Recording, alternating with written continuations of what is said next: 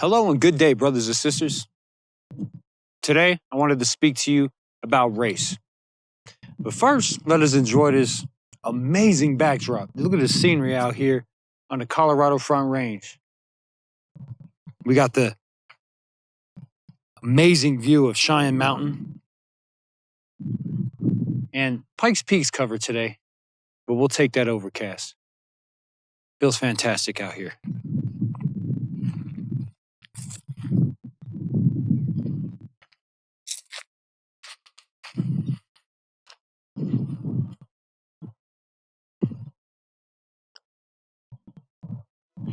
I wanted to speak briefly about identity, specifically that surrounding race.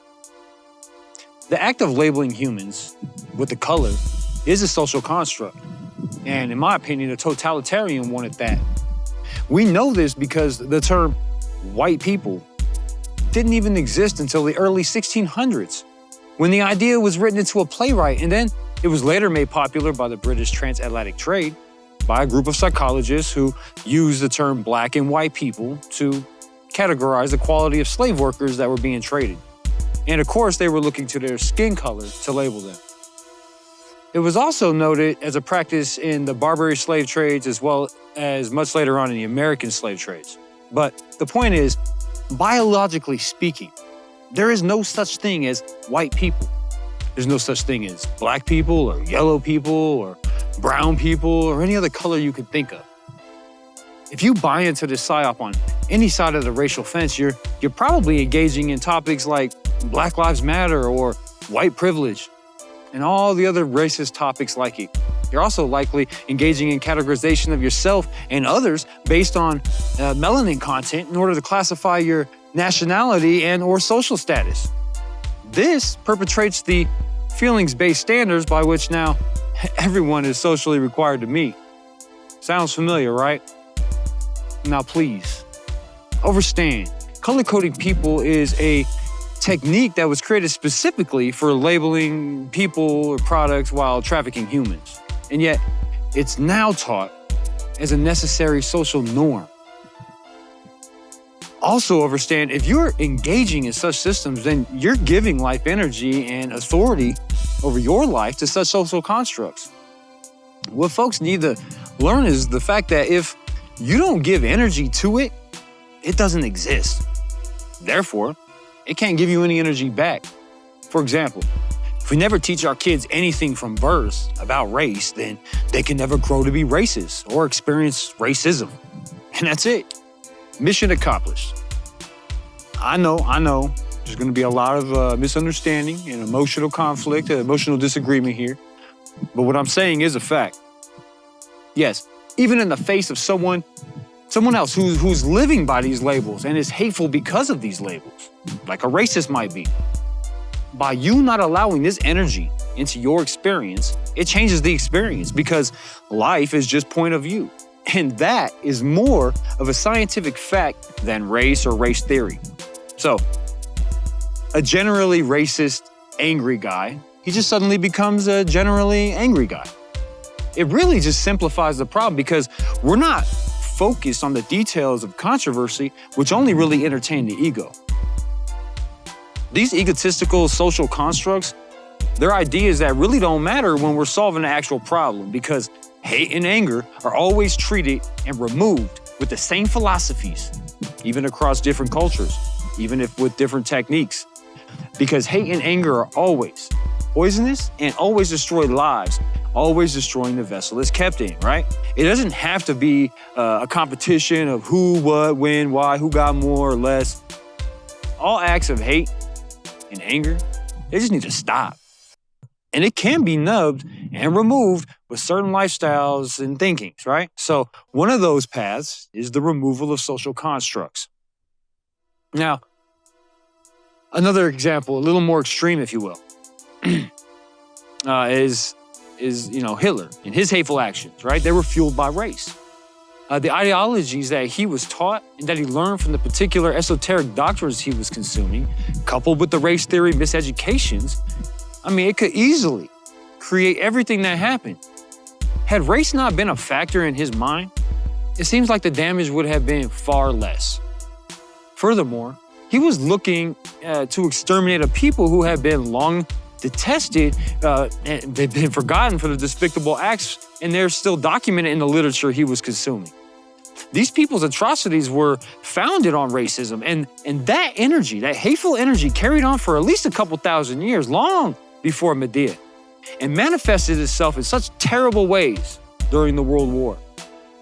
The centerpiece behind all of that is race, even though it's structured in Zionism. If everyone would just remove the construct of race from their vocabulary, then racism would be gone. If others try to present it into your life, we remove it. We remove its power by recognizing what it is in its simplest form. Then we transmute that energy into something constructive. Now, if everyone understood that if and when we removed it from our being, then it wouldn't exist, right? Then we would have successfully removed that portion of hate completely from ever happening again. After all, it's just an idea, a non-tangible, movable, removable thought. Now, I know this is very contrary to what people are taught and what they think they know and how they want to respond, but you're responding with programming. Let's remove the program. If we disagree, or you don't understand, just humor me on one more. Let's think about this. Because we know that all types of people from all different sorts of cultures and all shades of melanin can be successful in most places in the world, and for sure anywhere in the United States. We also know that if we don't pass on these hateful teachings to a person, and that person does anything in life, right? Perhaps they become successful, maybe they own a company or whatever, maybe they don't. Regardless of the circumstances, the entire hate-filled idea and its cycle, it will stop with them. And if they're successful, especially it's powerful because they aren't going to view the world or hire or manage a business, build relationships, or even engage in culture through the lens of race, right? If they never learned it, they're not going to do that. And why? Well, for one, circumstances they're of self-creation, and they reflect one's education and level of consciousness. And therefore, it's a lot of point of view. And we can choose better once we learn that truth. And we apply that in our life, it will give us some more options when we're confronting with these situations. The main reason we shouldn't be teaching these ideals based in race is because of the fact that, ideas can only be tangible and only if we allow them, right?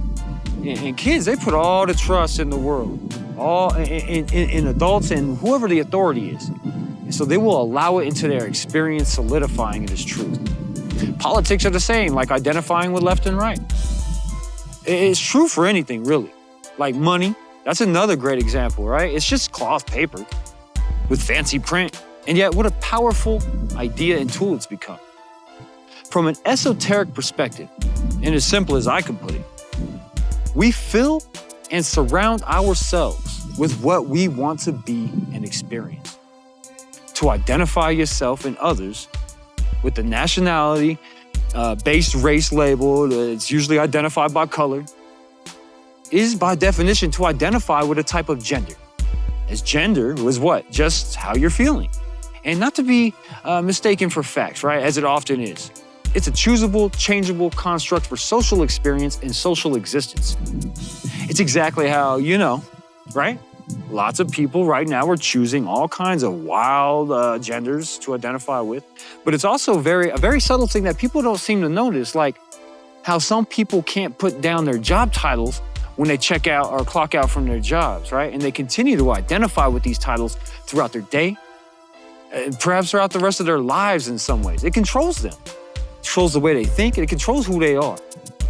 Identifying with a social construct because you believe you are that idea, that's a mental illness. It's a kind of identity dysphoria, and yet when people identify with acceptable egos, nobody seems to care, right? A teacher, cop, no, not so much a cop, because sometimes it's a very dangerous thing, like the unhinged police officer who's making unlawful arrests, assaulting people off the clock and perhaps in retirement. And yes, that's a thing that happens. All the while, like I was saying, people may applaud the doctor or teacher off the clock or in retirement, and for sure, they might be helping people. But regardless of how we unfold, right? These social constructs, the point is they're ideas, they're not facts. And race ideology is a construct of business and politics, and which are all man-made isms. Isms, systems, right? Isms, systems. They use and enforce social constructs. There's nothing about this behavior that's high vibration. And despite what society would have you think, you don't need them to exist, to live, to thrive. On the other hand, it is creativity made manifest by the human for sure, but let us create something less authoritative and less destructive for a while, right? Just for a little while, can we just create in the light? Regardless of how we understand and use these social constructs, these categorizations are being used, and my point is, they aren't real. They're simply ideas, and usually from tyrants used to promote division, because if you don't know who you are, how can you know who your enemy is? How can you take authority or have any power over you? How can you be whole when you are so divided? In fact, many experts in this relevant to this topic, respected in their fields, would agree that this concept of unified white, distinguishable white race, right, or any race, it's a social construct. It has no scientific basis. And even the idea of the human race, right, creates automatic division to any humanoid beings in the universe. We might even call other humanoid beings aliens, right? Just like we call non-citizens. So it's another very political, divisive term. And I'm not going to get into the alien topic here now. I'm just trying to apply this on a higher scale, to a higher thinking, right? Because the human species, not race, we need to be more unified. And even the term human insists on, one species. The man, human, right? The man of many colors, in or as one. One of many places that we can see that this, is being contrasted is the fact when we look back in history, we can see that they weren't categorizing their people by color or using any of the political buzzwords that we have today. And clearly, these ancient peoples weren't stupid. Now think about it. There's never been such a place by the name of white land or black land. And therefore, culturally speaking, there can be no such people as white people or black people, unless and only if we are talking specifically in a derogatory way about people in power or slavery, either then or now. To use any color or pronoun to describe or identify anybody, it instantly removes their genetic background and therefore their family, their history, their family history, especially it removes their actual identity, who they actually are. And it potentially places them in a category the same as their enemies. And this happens to me a lot. There are so many social constructs that seem to hurt people, but like so many, this one, it tends to be well hidden, embedded in the minds of the populace, infecting the growth of culture, thus leaving a hole to be desperately filled. And guess what? The thing you identify with, whether it be religion or corporations or their products, whether it be a career or some popular idea among you and your friends or society, whatever it is, it will be standing by to tell you who you are and how you are going to act in a social setting. And so, now I know that there's people that can't imagine not calling someone a color. Man, they've gotten everyone fooled. Everyone's accepting the foundation to racism because they taught us to use colors to describe each other. When you call somebody white or black, you assume hers or his background. You assume their identity. You assume she or what he or she stands for. Categorizing anyone before any statement or choice is made about them and it's based off any characteristic that someone may have, it's prejudice and it's hateful, even if you think it to be productive and exciting. And so in this particular case, if we use color to categorize people, then we remove their identity and potential skill set and replace it with a false identity and false expectations, forcing that person to sacrifice their true organic self and their purpose. It's herd mentality, and it's a tool, like I said, used by only those who want to control you. They are duplicating identity crisis in billions of minds globally. And when we know ourselves, we truly know ourselves, who we truly are. These falsehoods, these psyops, they fall apart. They become plain as day.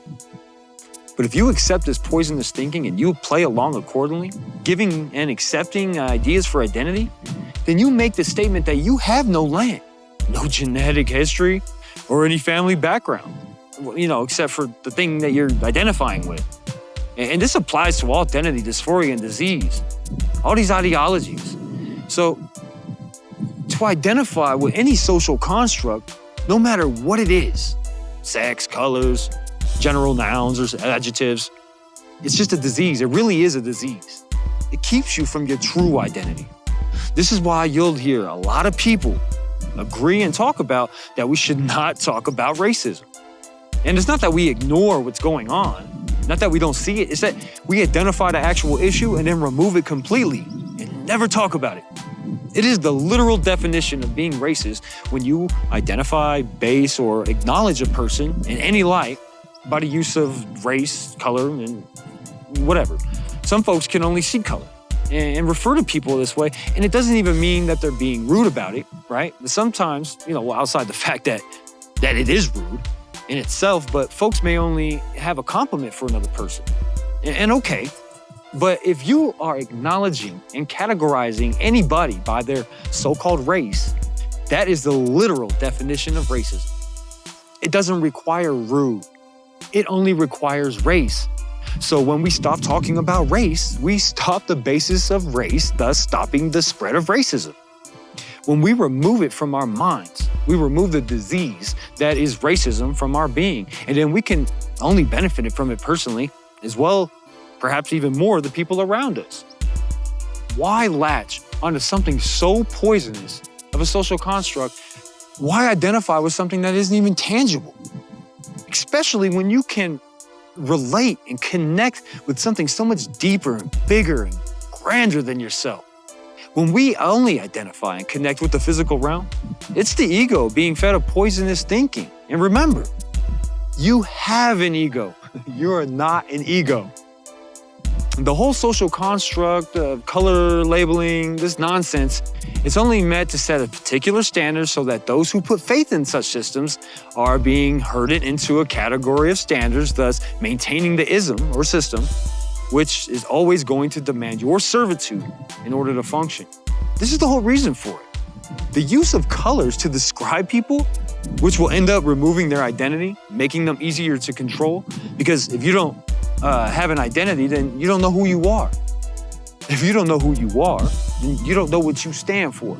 If you don't know what you stand for, you have no purpose, making you an empty shell, looking to be filled by anything that makes you emotional, that strikes you emotionally in the moment, that day, that week, or whatever, that year. It's gonna leave you desperately trying to fill a hole to some standard that you decided to identify with, which actually isn't you. Now, I don't know about you, but I have a family name, and I have a God-given epithet. I have a genetic background, and I have a strong family history. I'm not a color. I'm not a number. I am a soul that chose this human body. And together, we make a spirit. And that being, I am a naturally biological human male, and I am a son of God. Now, if you made it this far, I'd like to thank you for listening. And I hope that everyone can think about what I've said here today. It's the truth. Meditate, pray, look inward, stay conscious, stay blessed, and God bless.